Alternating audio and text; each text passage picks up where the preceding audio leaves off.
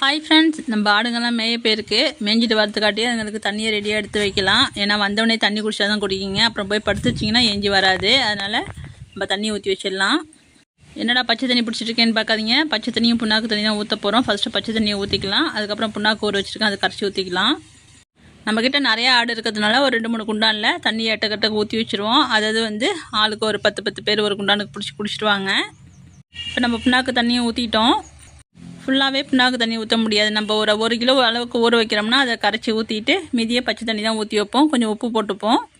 இப்போ 2 குண்டான்லையும் ஊற்றி வச்சாச்சு. தண்ணியை ஃபில் பண்ணிட்டோம். இப்போ அடுத்தது முக்கியமான வேலை ஒன்று இருக்குது.